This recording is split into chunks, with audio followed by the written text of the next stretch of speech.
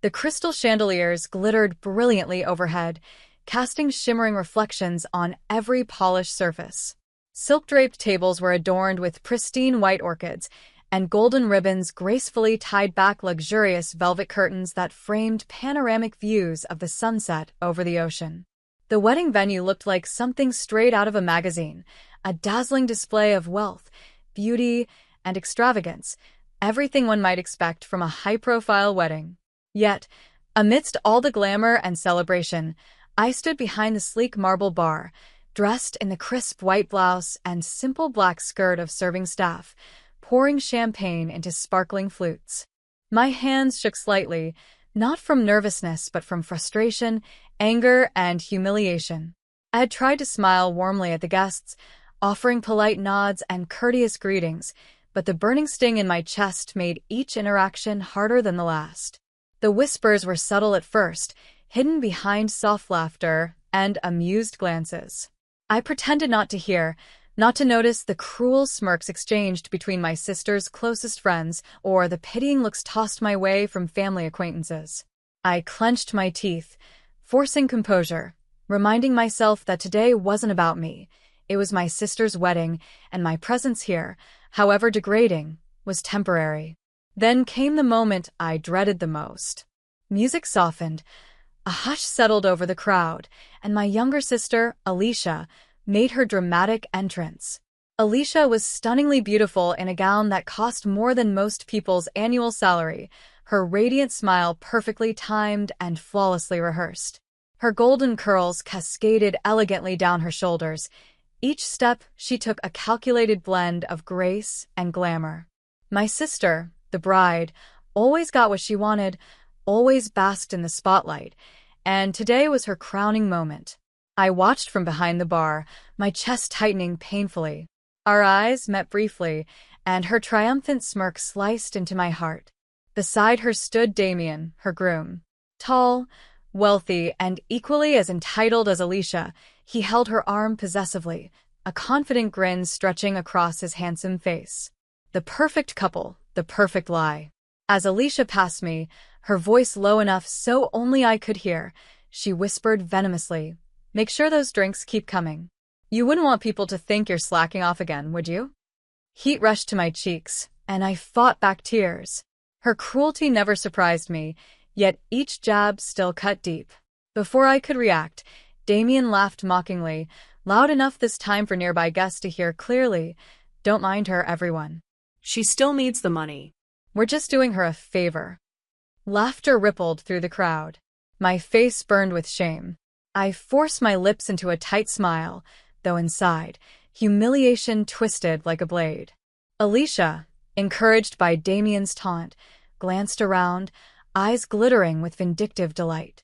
"It's charity, really," she added sweetly, her voice dripping with condescension. "Family has to help each other out." Murmurs filled the room, awkward yet entertained. Some guests shifted uncomfortably, others chuckled behind raised champagne glasses. My dignity lay shattered on the polished marble floor, yet something stronger than shame began to rise within me, a spark, fierce and defiant. Clenching my fists, I inhaled deeply. Just then, my phone buzzed urgently in my apron pocket. The sudden vibration jolted me back to reality. Momentarily relieved by the distraction, I discreetly pulled out my phone, eyes quickly scanning the new message. My heart stopped. "Sarah, I know you're at the wedding. It's time they know the truth about Alicia. Check your email. I just sent everything. It's your choice how you handle this, but you deserve justice." My hands trembled violently. The message was from Sophia, my sister's closest friend, someone who had silently witnessed Alicia's manipulations for far too long. Curiosity mingled with dread as I clicked open my email, scanning hastily through attachments, screenshots, photos, conversations, irrefutable evidence of Alicia's carefully hidden betrayal. The room spun slightly around me. Alicia's deceit went far beyond cruelty. It was shocking, disturbing, almost unbelievable. My breath caught, heart pounding loudly in my ears. I glanced up. Alicia stood glowing at the center of attention, basking in adoration she didn't deserve. Damien whispered sweet lies into her ear, oblivious to the storm building mere feet away. Something snapped within me. This wasn't revenge, not cruelty, not anger. It was truth. Alicia had woven her web of lies for years, manipulating everyone around her. It was time to expose it, gently but firmly, not out of spite, but out of necessity. My decision made, I straightened my posture. Gathering my courage, I stepped forward slowly from behind the bar, my movements calm, deliberate.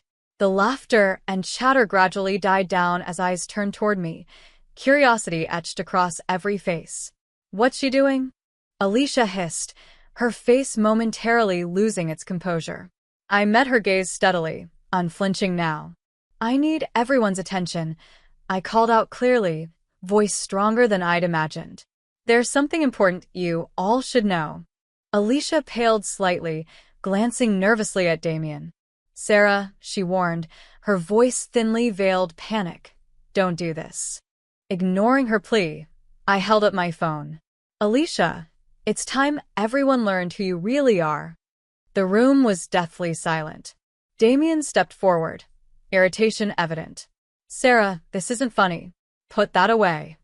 I shook my head firmly. "It's not a joke, Damien. You mocked me for needing money. Alicia belittled me for serving drinks. Yet neither of you mentioned the real reason why I'm here, serving drinks at your wedding. Maybe it's time they all know exactly why." "Sarah, stop this right now," Alicia snapped, desperate, eyes darting anxiously around the room.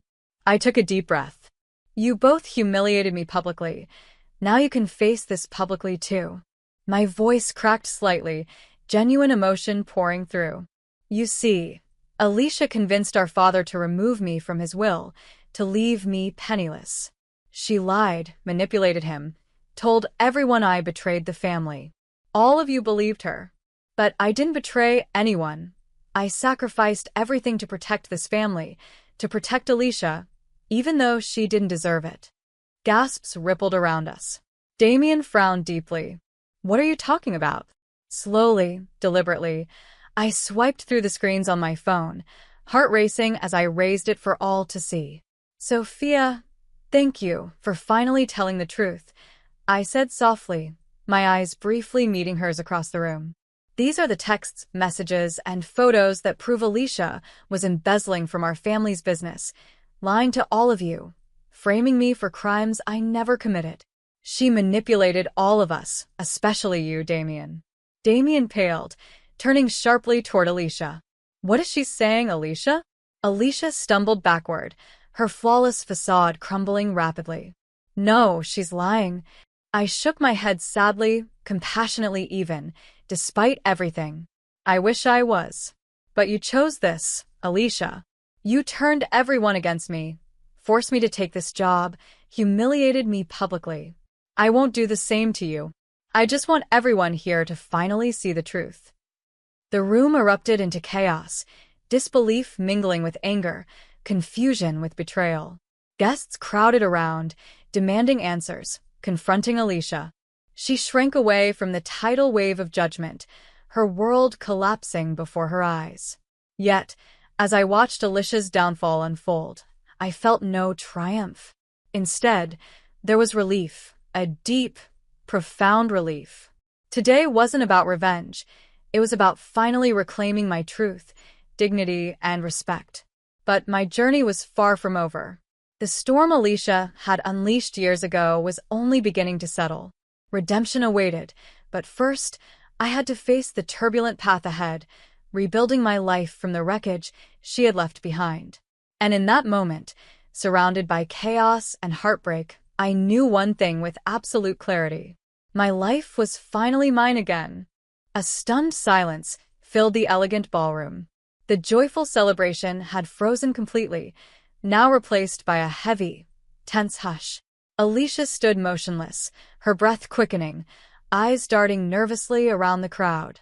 Damien stared at her in disbelief, shock and betrayal etched deeply into his face. "Alicia," Damien began shakily, "tell me she's lying." Alicia's eyes glistened, pleading desperately. "Damien, she's twisting everything. She's always hated me." I sighed softly, feeling no satisfaction in her unraveling, only a deep sadness. I never hated you, Alicia. I protected you, until you forced me to reveal the truth. My father stepped forward, his imposing figure now fragile and uncertain. His voice trembled. Sarah, is this really true? I met his gaze, gentle but unwavering. Yes, Dad. Every word. He turned slowly toward Alicia, pain visible in his expression. Did you do this, Alicia?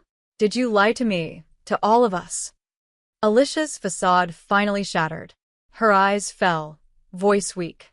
I didn't mean for things to go this far. Damien took a sharp breath, stepping back as though physically wounded. You lied to me, Alicia. To everyone. Why? I was scared, she whispered helplessly, tears streaking down her cheeks. I didn't want to lose everything. Damien shook his head, grief and anger mixing in his eyes. You've lost much more than money now. Guests murmured quietly, some shaking their heads, others looking away uncomfortably. The perfect illusion Alicia had built crumbled completely, leaving her alone amidst the ruins. Damien turned toward me, regret heavy in his eyes. Sarah, I was wrong. I'm sorry for treating you badly. I trusted the wrong person. I nodded slowly, accepting his apology without resentment. I understand. Alicia sank down into a chair, defeated. Her perfect day had turned into a nightmare, her lies exposed. But as I watched her sob quietly, I felt no victory, only sorrow that it had come to this. My father stepped closer, placing a gentle hand on my shoulder. Sarah, I'm sorry I didn't believe you. I managed a small smile, feeling warmth in his genuine remorse. It's okay, Dad. We all believed her lies for too long. He hugged me tightly, the weight of years of misunderstanding finally lifting. Around us, the tension slowly faded, replaced by quiet acceptance. People began to disperse respectfully, the lavish wedding celebration now forgotten. As the ballroom emptied, I glanced back at Alicia, her shoulders shaking softly with tears. Despite all she'd done, I still felt compassion. Revenge hadn't brought joy or satisfaction. Instead, it brought clarity and closure. Now, finally free from her shadow, I knew I had to rebuild my life, not out of anger or resentment, but from strength and kindness. The hardest part was done. The truth had finally come to light. The days after the wedding were a whirlwind. News traveled quickly through our social circle, painting Alicia in an unflattering light and finally clearing my name. But instead of feeling triumphant, I felt emotionally exhausted. The storm had passed, yet the aftermath lingered like a thick fog. One afternoon, while sorting through paperwork in my modest apartment, a gentle knock at the door startled me. Opening it, I found Damien standing there, awkwardly clutching a small bouquet of lilies. His expression was apologetic, hesitant. Can we talk? He asked softly. I nodded, stepping aside to let him in. He entered quietly, eyes briefly scanning the humble space.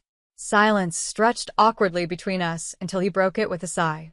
I'm sorry for showing up unannounced, Damien began carefully. But I couldn't leave things as they were. You don't owe me anything, I replied gently, gesturing for him to sit. I do, Sarah. I believed Alicia, without question. I treated you terribly because of it, Damien admitted, his voice thick with regret.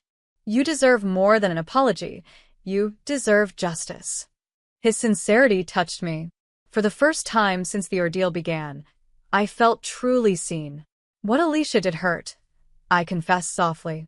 But what hurt most was losing everyone's trust. You didn't lose mine, Damien said firmly. You earned it, and I'm here to help if you'll let me. Over the next few weeks, Damien and I began to unravel the damage Alicia had done. Together, we sorted through financial records, correcting lies and repairing reputations. He proved a steadfast ally, genuine and trustworthy in ways Alicia had never been. One evening, while going through old documents, Damien paused, glancing up at me thoughtfully. Have you ever considered coming back to the family company? I hesitated, doubt creeping in. After everything that's happened, would anyone even accept me?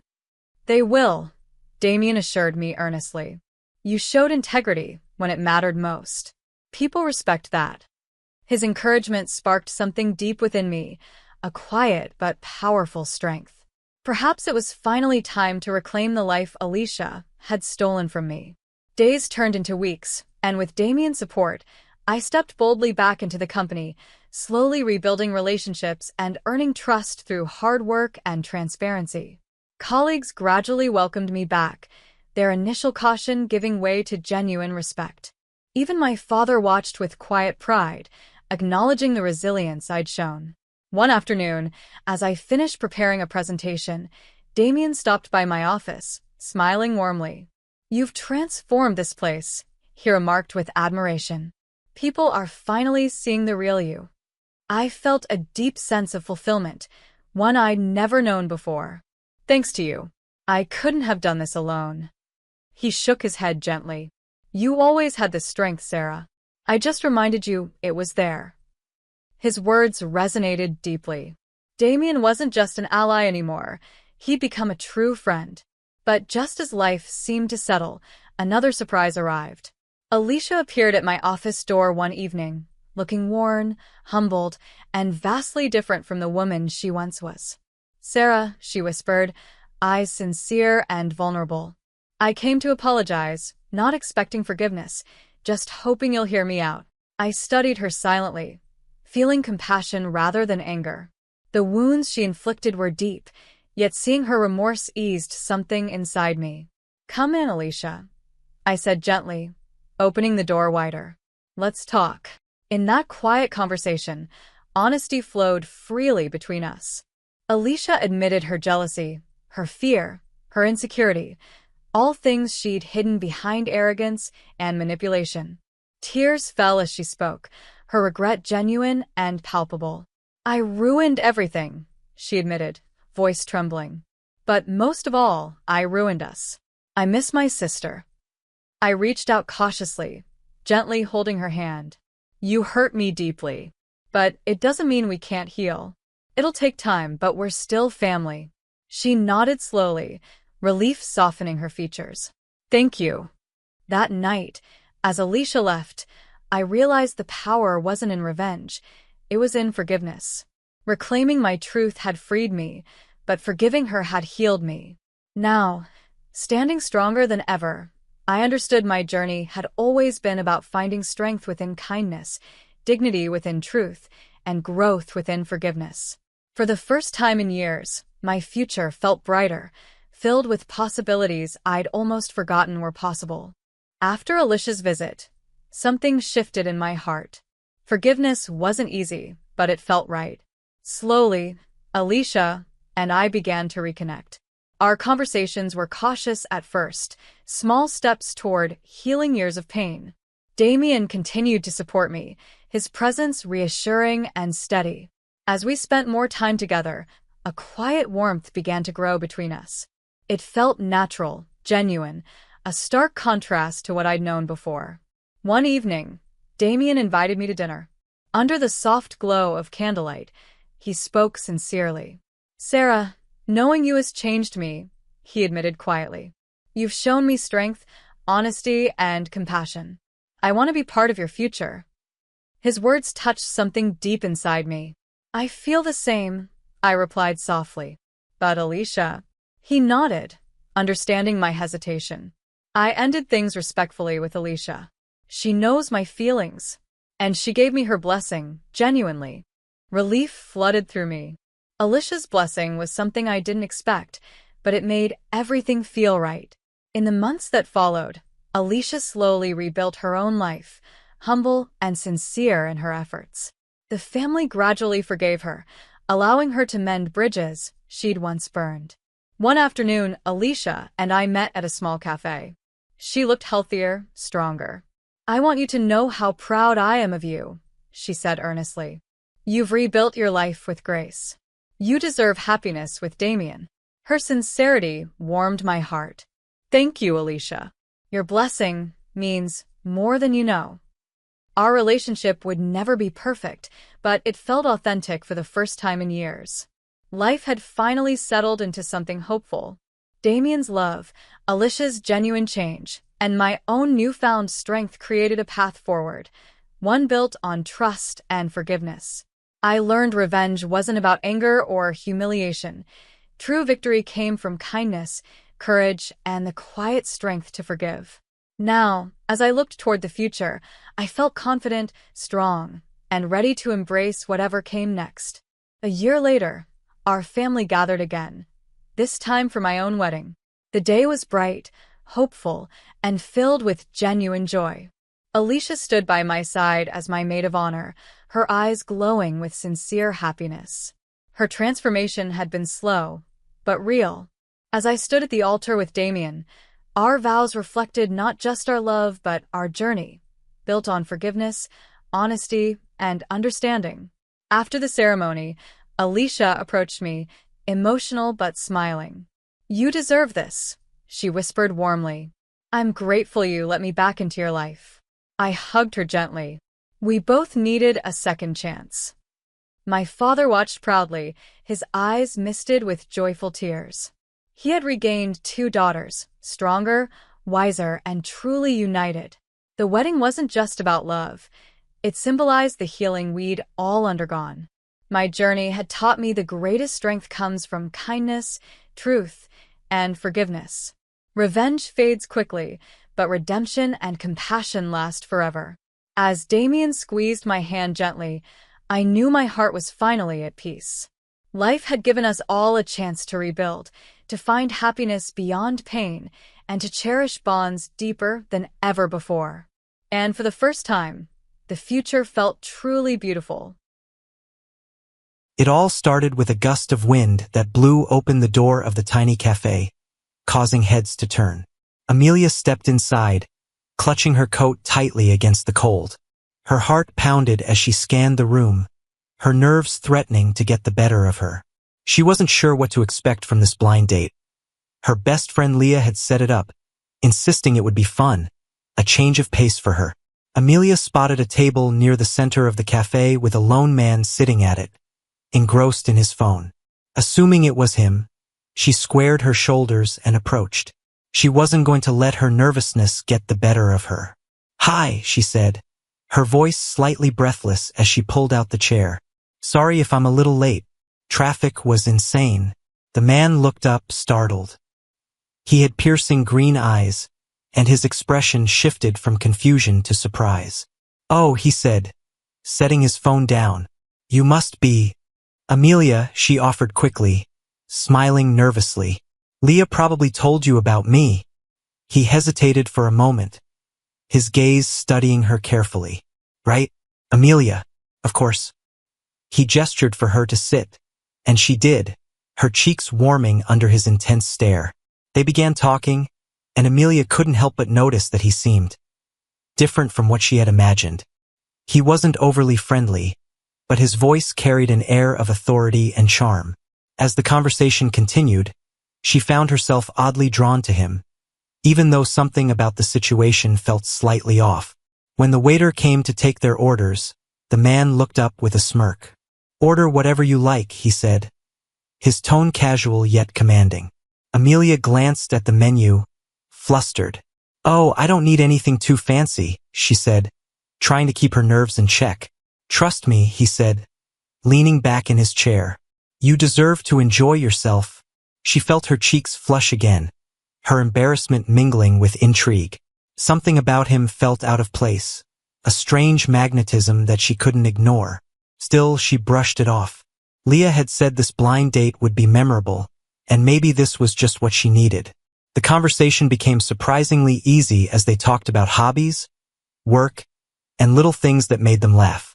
Despite his initial aloofness, he started opening up, sharing witty anecdotes and teasing her about her quirky habits. Amelia found herself laughing more than she had in weeks, her initial nervousness melting away.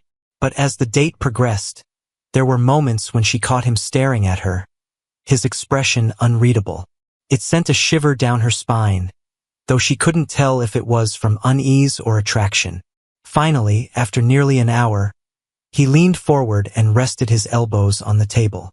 "So, Amelia," he began, his voice soft but steady, What brings you to something like this? A blind date, I mean. She hesitated, fiddling with her napkin. I guess I just wanted to try something new, she admitted. Life's been a little complicated lately. Complicated how? He asked, his green eyes locking onto hers. Her chest tightened under his gaze. Just, money struggles, job hunting, normal stuff. She forced a small laugh, hoping to lighten the mood. He didn't laugh. Instead, his expression grew darker, more contemplative. And you're here, sitting across from me, trying to find a moment of escape? His words hit a little too close to home, but she nodded. I guess so. He leaned back, his demeanor shifting again. Interesting. Before she could ask what he meant, another man approached the table. He was tall, sharply dressed, and had a commanding presence. Amelia looked up, confused, as the stranger leaned down to whisper something in her date's ear. The green-eyed man's expression tightened, and he gave a small nod. I'll be right back, he said, standing abruptly. Stay here. Amelia blinked, startled by the sudden change in his tone. Is everything okay? She asked. It's fine, he said, but his curt reply didn't ease her concern. He walked off with the sharply dressed man, leaving her alone at the table. As she waited, Amelia's thoughts raced. Who was this guy, really? He had a mysterious air about him, and now this strange interruption was adding to the puzzle. She glanced around the cafe, feeling increasingly out of place. Her stomach churned with unease. Minutes later, he returned, his expression unreadable. He sat down without a word, and Amelia couldn't help but blurt out, Is everything all right? You seem different. He hesitated, then let out a long breath. I wasn't expecting this, he said cryptically. Expecting what? She pressed, her anxiety mounting. You, he said, his eyes locking onto hers again. I wasn't expecting someone like you. Her heart skipped a beat at the intensity in his voice. What's that supposed to mean? She asked, her voice trembling slightly. He leaned forward again, his expression softer this time. Amelia, I need to tell you something, but I'm not sure how you're going to react. She swallowed hard, her pulse racing. What is it? Before he could answer, a commotion erupted near the cafe's entrance. Amelia turned to see a group of men in suits entering, their eyes scanning the room. Her date's expression darkened instantly, and he stood up abruptly. Come with me, he said, grabbing her hand. What's going on? She asked, panic rising in her chest. No time to explain, he said, pulling her towards the back exit. Trust me. Despite her fear, she followed him, her heart pounding as they slipped out of the cafe and into the alleyway behind it. The cold air bit at her skin, but she barely noticed as she tried to process what was happening. Who are those men? What's going on? She demanded. He stopped and turned to face her, his expression serious. Amelia, there's something you need to know. My name isn't Eric, and I'm not just some guy on a blind date. My real name is Lucas, and let's just say my life is a little more complicated than yours. Her mind spun as she tried to make sense of his words. What are you talking about? Who are you, really? Let's just say I come from a world where people don't play fair, he said, his voice heavy with meaning. Those men back there? They're part of that world, and they're not exactly friendly. Amelia's stomach churned as the pieces started to fall into place. Are you in danger? Am I in danger? Lucas hesitated, then nodded. Yes, but I promise. I'll do everything I can to keep you safe. She stared at him, her emotions a whirlwind of fear, confusion, and something else. Something she couldn't quite name. Despite the chaos, she felt an inexplicable pull towards him. A sense that he was someone she could trust, even if she didn't understand why. What do we do now? She asked, her voice barely above a whisper. Lucas's jaw tightened. We run. And with that, he took her hand again, leading her into the dark, twisting alleyways as the sound of footsteps and shouts echoed behind them. Amelia's breath came in sharp gasps as they darted through the labyrinth of narrow alleyways. The cold air bit at her lungs, and the pounding of her heart echoed in her ears. Lucas's grip on her hand was firm, guiding her with precision as though he knew the city's hidden pathways by heart. "Where are we going?" she managed to gasp between breaths. "Somewhere safe," Lucas said, glancing back over his shoulder. His green eyes burned with intensity, a stark contrast to the fear coursing through her veins. "We just need to keep moving." The shouts behind them grew louder, closer.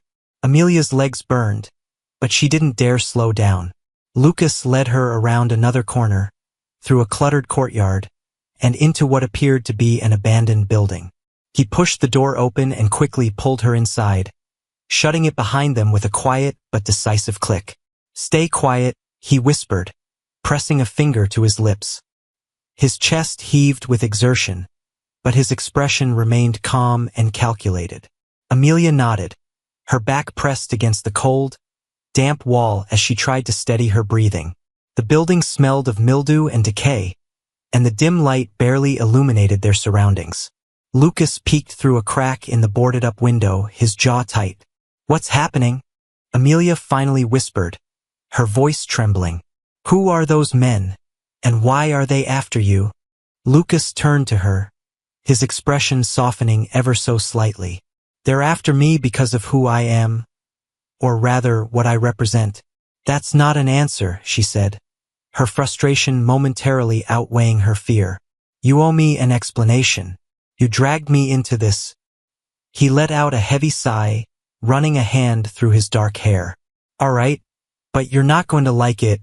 Try me," she said, crossing her arms even though her legs were still shaking. Lucas leaned against the wall, his gaze distant. "I'm not just some guy. My family is, well, let's just say they're powerful. They control a lot of things, businesses, politics, underground networks.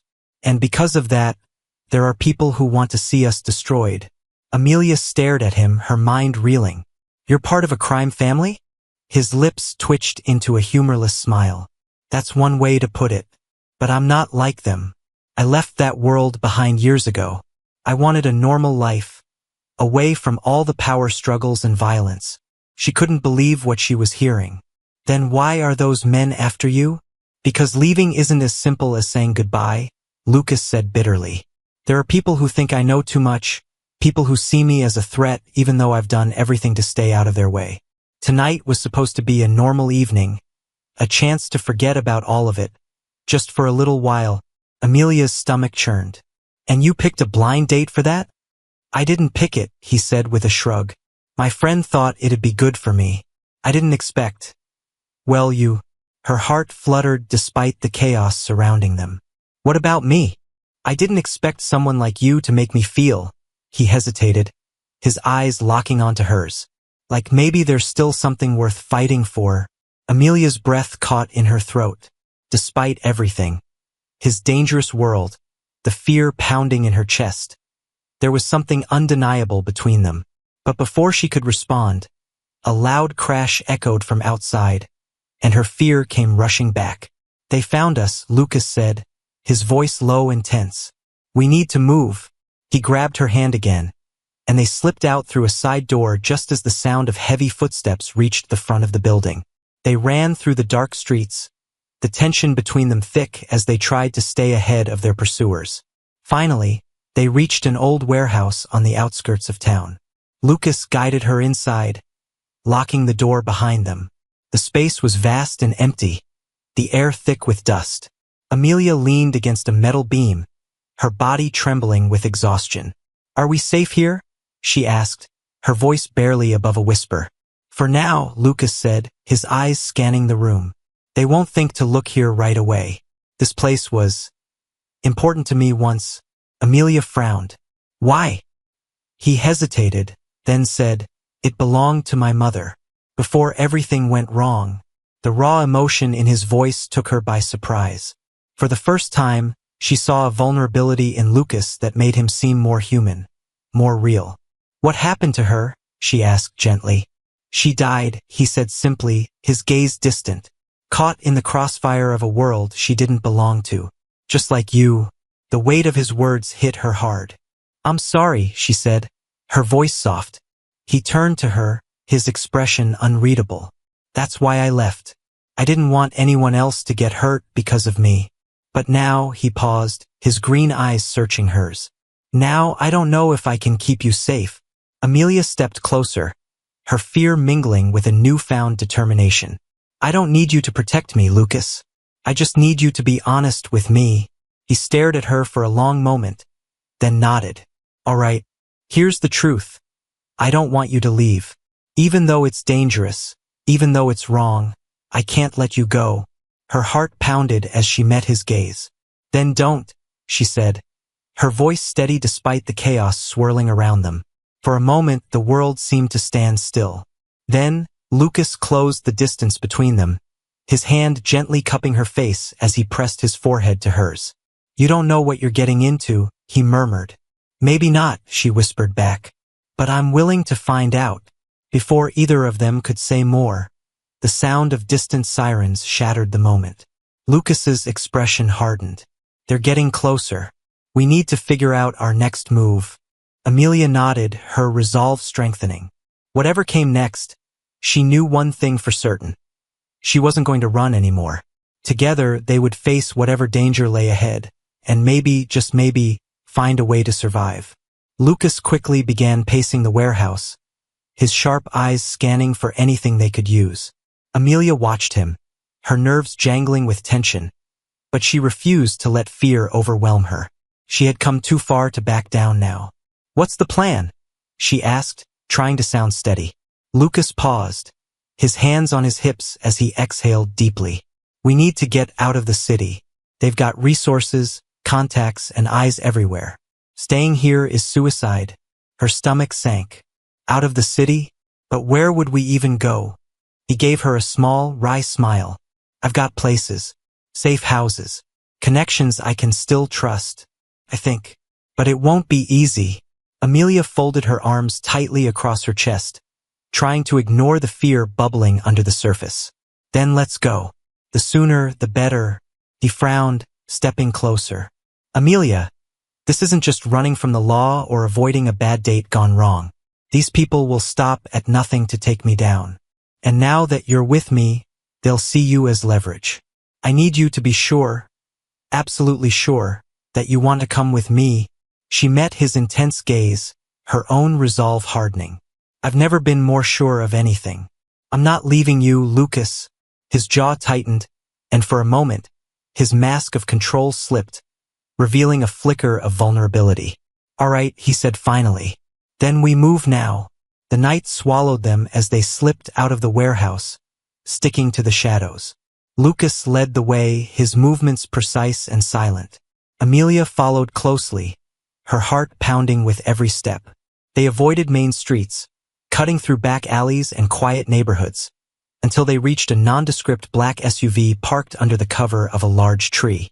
Lucas opened the passenger door for her, his expression unreadable. Get in. She climbed inside, her nerves spiking as he slid into the driver's seat. He started the engine, the low rumble almost deafening in the tense silence. This car's clean, he said, as if reading her thoughts. No trackers. We should have a head start. As they pulled onto the dark road, Amelia couldn't help but glance over at him. Where are we going? There's a cabin about 3 hours north, Lucas replied, his voice low and steady. It's isolated, off the grid. We can regroup there, figure out our next steps. The weight of the situation pressed down on her. Lucas, do you think we'll ever be safe? He glanced at her, his expression softening. I don't know, but I'll do everything in my power to make sure you are. The sincerity in his voice sent a shiver through her. Despite the danger, despite everything she didn't know about him, she believed him. The drive was quiet, tense, and surreal. The city lights faded into darkness as they headed deeper into the countryside. Amelia found herself staring out the window, her mind racing with questions. Who exactly was Lucas? What had she gotten herself into? And why, despite the chaos, did she feel so drawn to him?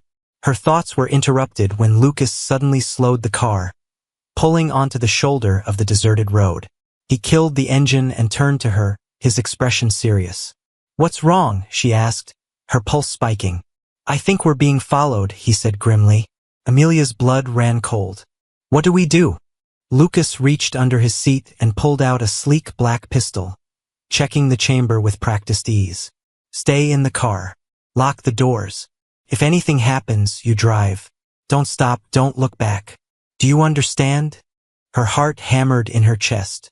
Lucas, no, you can't. Amelia, he said firmly, his green eyes blazing. This isn't up for debate. Stay here. Before she could argue further, he slipped out of the car, closing the door quietly behind him. She watched as he moved like a shadow, disappearing into the darkness. The silence was deafening, broken only by the distant rustle of leaves and the faint hum of a car engine approaching. Amelia's hands gripped the steering wheel tightly, her breath coming in short, shallow bursts. She strained her ears, desperate to hear any sign of what was happening. Seconds felt like hours as the tension mounted. Then, suddenly, she heard it. A sharp crack, like the sound of a gunshot.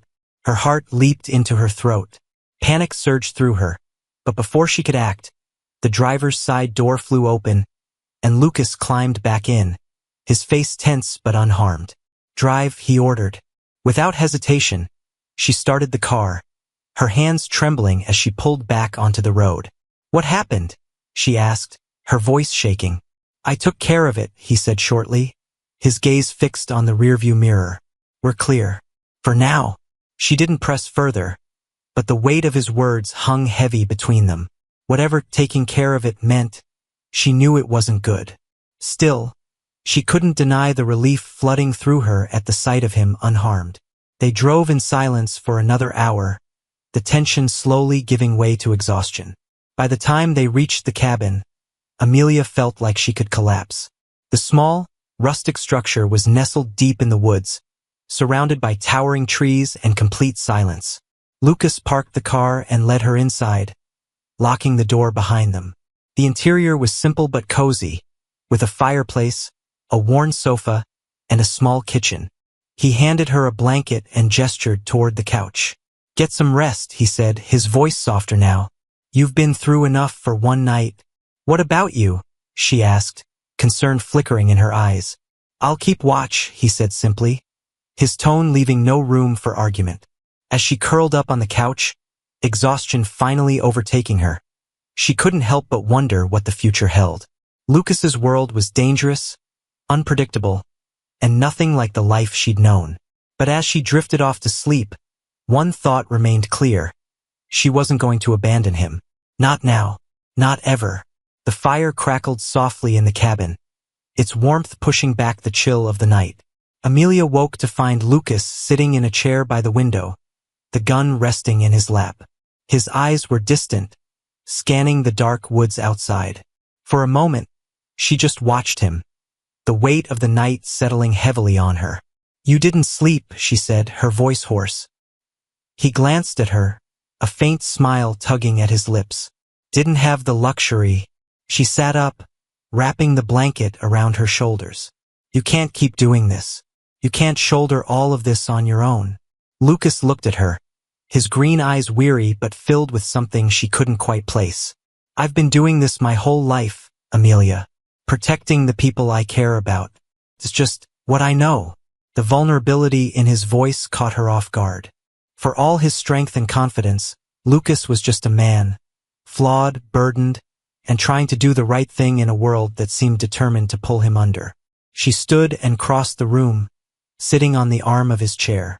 You don't have to do it alone anymore, she said softly. I'm here. We'll figure it out together. He stared at her, his expression unreadable. You say that now. But if you really knew me, if you knew everything I've done. I don't care, she interrupted, her voice firm. Whatever you've done, whoever you were, it doesn't matter to me. What matters is who you are now. And the man sitting in front of me is someone worth fighting for. His breath hitched, and for a moment, she thought he might argue. But then he reached up, his hand cupping her cheek.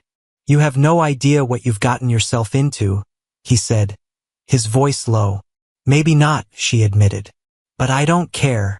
The next morning, Lucas had a plan. He explained it to Amelia over a quick breakfast of canned food and coffee. They would leave the cabin before sunrise and head to a remote airfield where a trusted contact could get them out of the country. It was risky, but it was their best shot at disappearing completely. As they packed the car, Amelia noticed how calm Lucas seemed, even as danger loomed over them. She admired his resilience, though it worried her how much weight he carried. The drive to the airfield was tense, the silence between them heavy with unspoken fears. Lucas's eyes flicked constantly to the rearview mirror, his body taut with readiness. Amelia clutched her seatbelt, her mind racing with possibilities of what could go wrong. But when they arrived at the airfield, the sight of the small private plane waiting for them brought a wave of relief. Lucas's contact, a middle-aged man with a grizzled beard, greeted them quickly and ushered them toward the plane. "We need to move fast," the man said.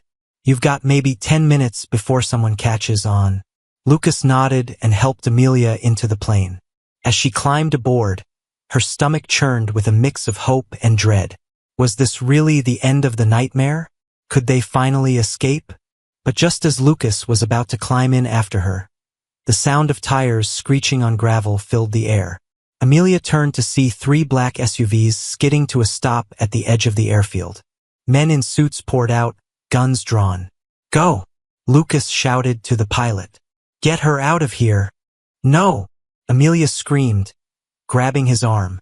"I'm not leaving without you." Lucas pulled her close, his green eyes blazing. "You have to. It's the only way to keep you safe." Tears streamed down her face as she clung to him.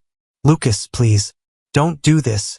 He pressed his forehead to hers, his voice breaking. "Amelia, you've given me something I thought I'd lost a long time ago. Hope. And I'll do whatever it takes to protect that. To protect you." Before she could protest further, he gently pushed her into the plane and shut the door. The pilot started the engines, and the plane began to taxi down the runway. Amelia pounded on the window, screaming for Lucas as the distance between them grew. Through the glass, she saw him turn to face the men, his posture strong and unyielding. The last thing she saw before the plane lifted off was Lucas raising his gun, ready to fight. The weeks that followed were a blur. Amelia stayed in a safe house arranged by Lucas's contact, her heart heavy with worry. Every day, she waited for news, dreading what she might hear. Then, one evening, the door to the safe house opened, and there he was, Lucas, alive but battered, his green eyes tired yet filled with relief. "Lucas!" she cried, rushing to him. He caught her in his arms, holding her tightly as if afraid she might disappear. "I told you I'd do whatever it takes to keep you safe," he murmured. Tears streamed down her face as she clung to him. "I thought I'd lost you." "Never," he said, his voice firm. "I promised you, Amelia, and I keep my promises." As they held each other, the world outside faded away. They had survived the chaos, the danger, and the impossible odds. Together, they would face whatever came next, knowing that no matter what, they had each other. For Lucas and Amelia, love had become their greatest strength, a force that refused to be broken, even by the darkest of nights. The first notes of the piano surged through the grand hall like an uninvited memory breaking free. Lila's hands hovered over the keys, each stroke hesitant yet purposeful, as though she could coax the life back into the house with music alone. She wasn't hired to play, she knew that, but something about the forlorn instrument called to her, its silence begging to be broken. A shadow flickered at the edge of her vision. Startled, Lila turned to see Elijah Rhodes standing at the base of the sweeping staircase, his piercing eyes fixed on her. The chill in his gaze could have silenced her more effectively than words. "I don't recall giving you permission to touch that," Elijah said, his voice as sharp as the cold draft sneaking in through the heavy curtains. His presence was commanding, like the house itself had materialized into a man. I'm sorry, Mr. Rhodes." Lila stood abruptly, her heart racing. "I was just cleaning and thought." "Don't think." His tone cut through the air like a blade. "You're here to work, not to meddle." Elijah turned, his footsteps echoing in the vast space as he strode away, leaving Lila rooted in place. Her fingers still tingled from the brief moment they'd brought music back to the house, and though her pulse raced with embarrassment, her curiosity burned brighter. Who was Elijah Rhodes, and why did the piano's silence seem to weigh on him so heavily? The following day, the allure of the piano proved irresistible. Lila's hands grazed the keys once more, the soft notes weaving through the lifeless mansion. This time, she didn't even need to look up to know Elijah was there. His presence pressed against her like a storm cloud ready to burst. "If you're going to play," he said from the doorway, his voice quieter but no less commanding, "play something worth listening to." His words lingered even after he disappeared back into the shadows, leaving Lila to wonder. Was it the house she was trying to heal, or the man who seemed so tethered to its ghosts? From that moment, Lila knew she was walking a razor-thin line. Elijah Rhodes wasn't a man you crossed. His demeanor was as cold as the sea cliffs the mansion overlooked, and yet, the fleeting vulnerability in his eyes haunted her. There was something buried deep within him, something the piano, of all things, seemed to stir. The mansion itself reflected his solitude. Its vast halls were filled with faded grandeur, yet every corner was draped in neglect. Heavy curtains blocked the sunlight, casting shadows that seemed alive. Lila thought of the stories whispered in the nearby village, of the recluse who once had everything and now had nothing but silence. But the silence wouldn't stop her. The next time Lila sat at the piano, her fingers moved with more confidence, the melody flowing like water over stone. She played not for Elijah or the house but for herself.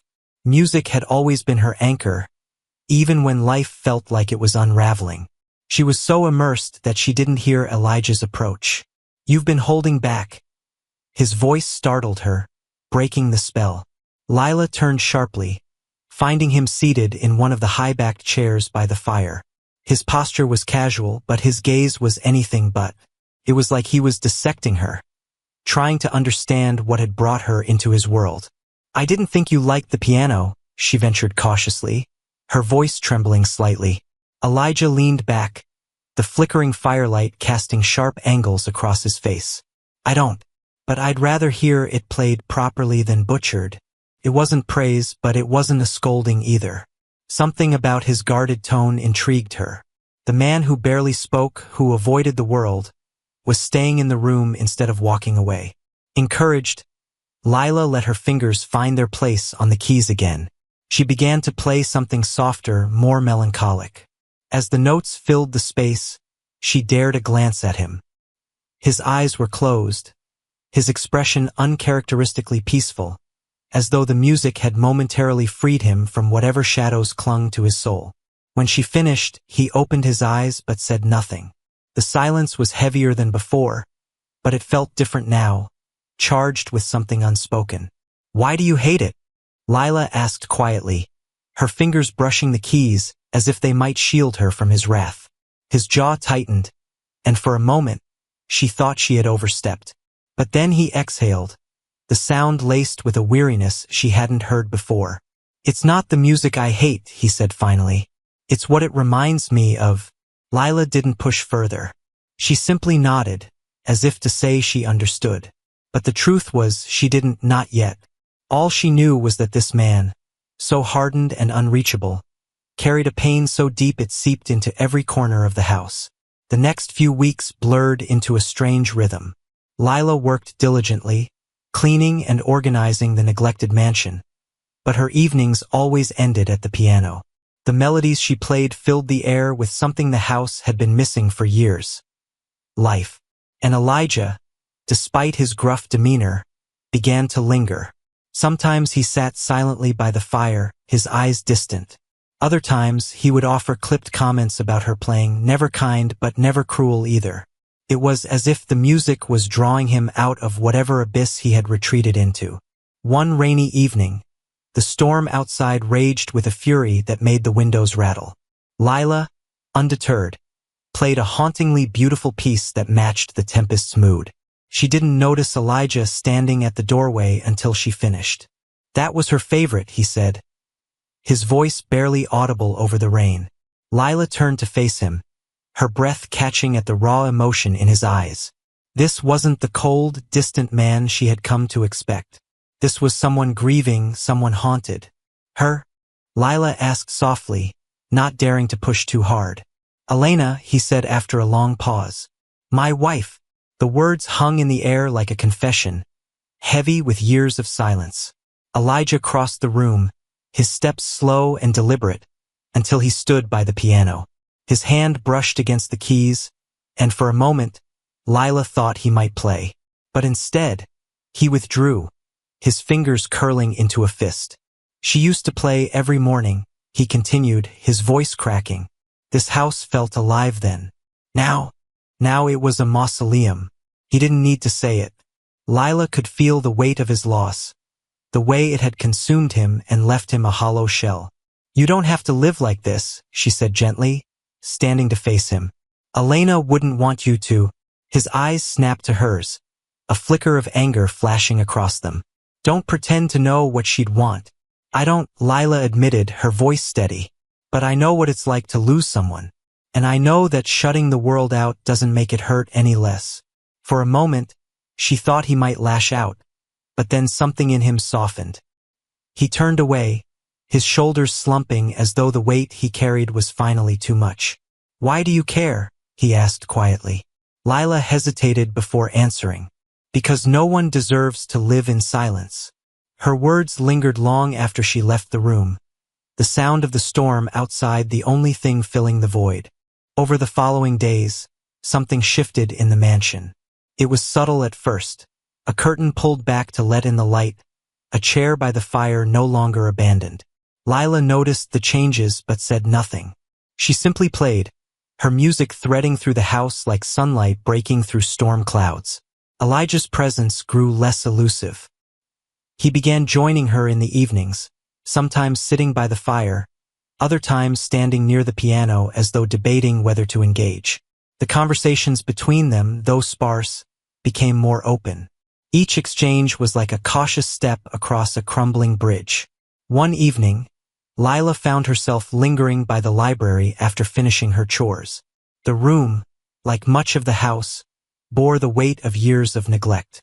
Dust coated the shelves, and the air smelled faintly of old paper. As she tidied the desk, her hand brushed against a small wooden box. Its lid was slightly ajar, revealing a stack of papers within. Curiosity tugged at her.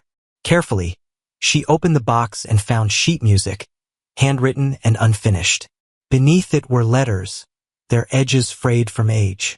She hesitated, but a name on one envelope caught her eye, Elena Rhodes. Before she could read further, the door creaked open. Elijah stood in the doorway, his expression unreadable. What are you doing?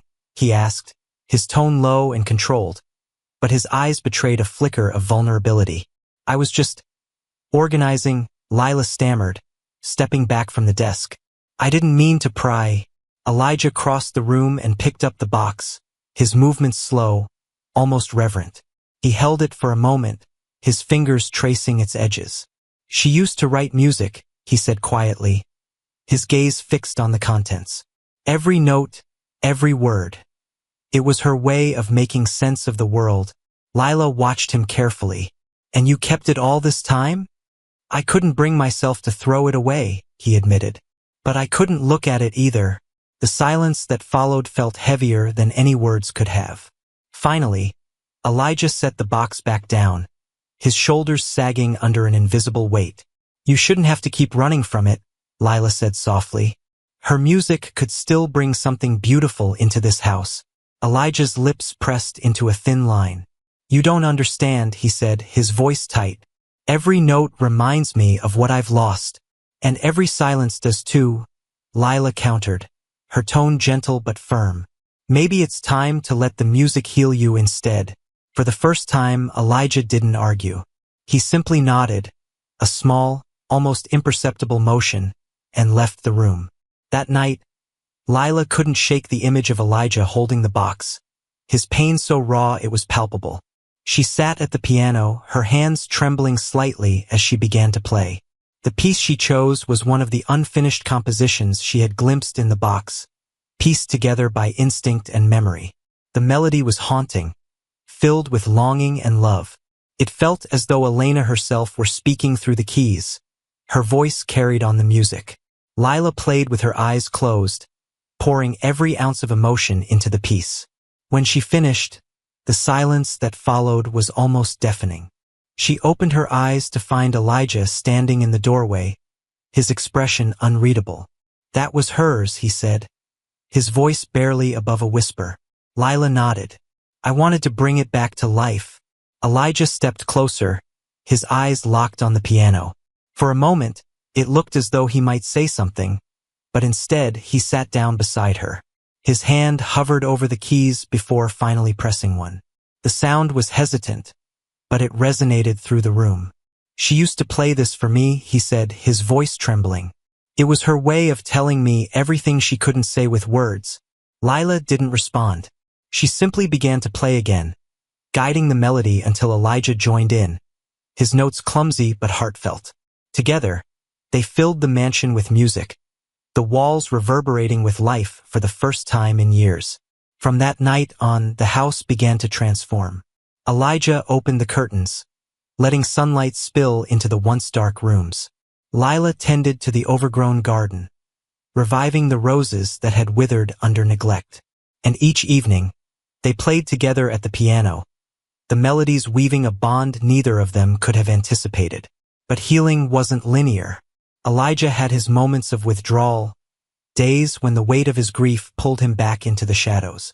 Lila stayed patient, her presence steady and unwavering. She understood that some wounds took time to mend. One afternoon, as they walked through the now-blooming garden, Elijah spoke. "You've changed this place," he said, his voice quiet but sincere. "And me," Lila smiled, brushing a strand of hair from her face. "You're the one who chose to let it change." They stopped by the edge of the garden, where the sea stretched endlessly before them. The wind carried the faint scent of salt and roses, a bittersweet reminder of the past and a promise of what lay ahead. "Elena once told me that music could heal anything," Elijah said, his gaze fixed on the horizon. "I didn't believe her. Not until now." Lila placed a hand on his arm, her touch grounding him. "It's never too late to start healing." Elijah turned to her, his eyes softer than she'd ever seen them. For the first time, she saw not just a man burdened by loss, but someone ready to embrace life again. The days at the mansion grew brighter, not just from the sunlight now pouring in, but from the shared moments between Lila and Elijah. Their evenings at the piano became a ritual, each melody a step further away from the silence that had once suffocated the house. But as the mansion began to find its life again, so too did the tension between them grow. It was subtle, woven into the air like an unspoken melody. The way Elijah's gaze lingered a moment too long when Lila played. The way her heart quickened when their fingers accidentally brushed over the piano keys. Neither spoke of it, but it was there, undeniable. One evening, as Lila sat by the piano after finishing a lively piece, Elijah leaned against the doorway, a faint smile tugging at the corner of his lips. It was a rare sight, one she had come to cherish. "You're better than I gave you credit for," he said, his voice carrying a warmth she wasn't used to hearing. Lila grinned, brushing her fingers lightly over the keys. "High praise coming from you." Elijah chuckled, a sound so unfamiliar it startled them both.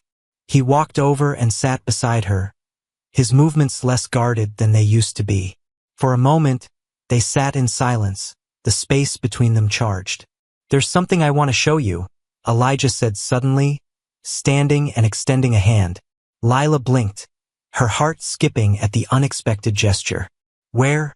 "You'll see," he said, a flicker of mystery in his eyes. He led her through the winding hallways of the mansion until they reached a door she had never noticed before. It was smaller than the others, unassuming, and when Elijah pushed it open, the scent of wood and varnish greeted her. Inside was a small room, its walls lined with instruments. Violins, cellos, flutes, and more, each one polished and placed with care. In the center of the room stood a single music stand, an empty chair beside it. "This was hers," Elijah said quietly, his voice tinged with reverence. "Elena's studio." Lila stepped inside, her eyes wide as she took in the space. The air felt different here, almost sacred. It's beautiful. She used to spend hours here, he continued, composing, practicing, dreaming. After she died, I couldn't bear to come in. But I think it's time. Lila turned to him, her heart aching at the vulnerability in his expression. You've kept it just as she left it. He nodded. It felt wrong to change anything. But now, maybe it's time to bring it back to life, too. She walked to the music stand and found a sheet of unfinished notes resting on it. Gently, she picked it up. This is hers. Elijah nodded. She was working on it before. His voice faltered, but he quickly steadied himself.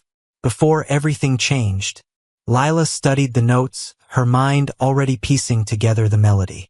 I could finish it, she said softly. If you'd let me. Elijah hesitated, his eyes searching hers. Finally, he gave a small nod. I think she'd like that. For the next few weeks, Lila dedicated herself to the piece. She spent hours in Elena's studio, letting the music guide her. Elijah often joined her, sometimes offering suggestions, other times simply listening. The process was slow, but it was healing for both of them. The day she played the completed piece for the first time, the mansion seemed to hold its breath. Elijah stood by the doorway, his hand resting on the frame as Lila's fingers brought Elena's final composition to life. The melody was haunting yet hopeful, a bridge between grief and renewal. When the last note faded, Elijah stepped forward, his eyes shining. She would have loved it. Lila smiled, her chest tight with emotion. It's not just hers anymore. It's ours. Elijah reached out, his hand brushing hers. The touch was brief, but it sent a spark through her, leaving her breathless. As the mansion continued its transformation, so too did their bond. The garden bloomed with roses once more, and the piano became a centerpiece of their shared evenings. But the closer they grew, the more Lila felt the weight of the unspoken words between them. One evening, as they sat on the porch watching the waves crash against the cliffs, Elijah broke the silence. I never thought I'd find peace again, he said, his voice barely audible over the sound of the sea. And then you came. Lila turned to him, her heart pounding. I didn't do anything special. You did more than you realize, he said, his gaze locking onto hers. You reminded me what it's like to feel alive. The intensity in his eyes was overwhelming, and for a moment, Lila thought he might kiss her. But instead, he looked away, the vulnerability slipping back behind his usual guarded expression. I don't know what happens next, he admitted, but I don't want this, whatever it is, to end. Lila reached for his hand, her touch grounding him. Then don't let it. The words were simple, but they carried a promise. One that neither of them was ready to break. Over the next few weeks, the mansion underwent a transformation that mirrored the changes between Elijah and Lila. The dark, suffocating silence that had once defined the house was replaced by music, laughter, and the gentle hum of life. Rooms that had been shut for years were opened, their windows letting in sunlight and sea breezes. The garden, now in full bloom, became a sanctuary where Lila and Elijah often spent their afternoons. Their bond deepened in ways neither could have anticipated. Lila no longer saw Elijah as the distant, grief-stricken man she had first met. He had begun to let go of the ghosts that had haunted him for so long, and in doing so, revealed a warmth she hadn't expected. Elijah, in turn, found himself drawn to Lila's resilience and kindness, her unwavering belief that even the most broken things could heal. But as much as they tried to live in the present, the shadow of the past lingered. One evening, as they sat by the piano after playing a duet, Elijah spoke, his voice hesitant. Lila, he began, his fingers lightly tracing the edge of the piano keys. There's something I've been meaning to ask. She looked at him, her heart quickening at the seriousness in his tone. What is it? He took a deep breath, as though steadying himself. You've given so much to this house, to me. But I need to know, what is it that you want? What dream did you leave behind to come here?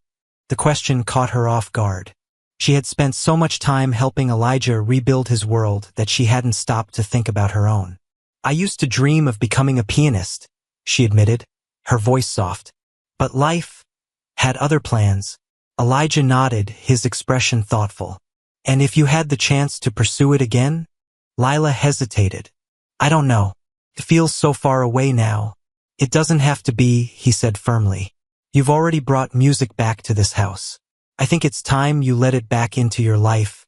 The next morning, Lila woke to find a small envelope on the piano. Inside was a letter from Elijah, along with a pamphlet for a music academy in the city. Lila, you've spent so much of yourself helping me find my way back to life. Now it's your turn.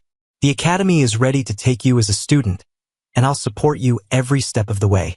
You've given me more than I could ever repay, but this is my way of trying. Elijah. Tears welled in her eyes as she read the letter. She hadn't allowed herself to hope for this, to dream again. When she found Elijah in the garden later that morning, she didn't know what to say. I can't accept this, she began, holding the letter tightly in her hand. Yes, you can, he interrupted, his voice firm but kind. You deserve this, Lila. More than anyone I know. But what about you? The house, she asked, her voice breaking. I can't just leave everything behind. Elijah stepped closer, his gaze steady. This house is alive again because of you, and so am I. But you don't belong here, not forever. You belong out there, chasing the life you've always wanted. Lila searched his eyes, finding nothing but sincerity. She knew he was right, but the thought of leaving him, of leaving the life they had built together, was almost unbearable. I don't want to lose this, she whispered. You won't, he said, taking her hands in his. This isn't an ending, Lila. It's a beginning for both of us. The day Lila left for the city was bittersweet.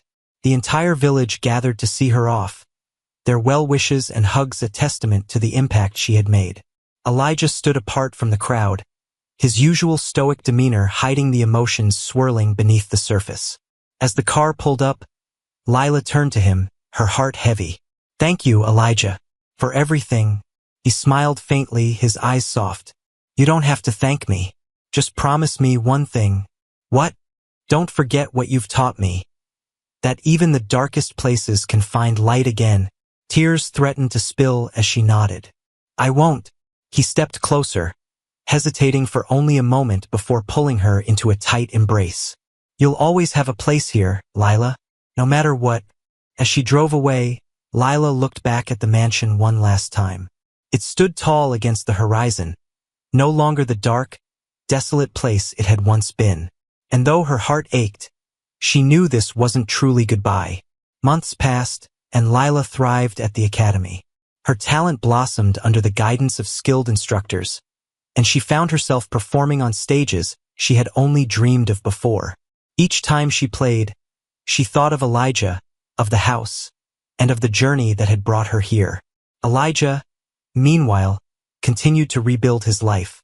He opened the mansion to the community, hosting music nights and charity events in honor of Elena's memory. The house, once steeped in sorrow, became a place of joy and connection. One evening, as Lila prepared for her first major concert, a familiar face appeared in the audience. Elijah sat in the front row, his eyes filled with pride as he watched her take the stage. Their eyes met briefly, and she felt a surge of emotion, knowing he had come all this way to support her. As she played, the music soared through the hall, weaving together the story of their journey, of loss, healing, and the bonds that refused to break. And in that moment, Lila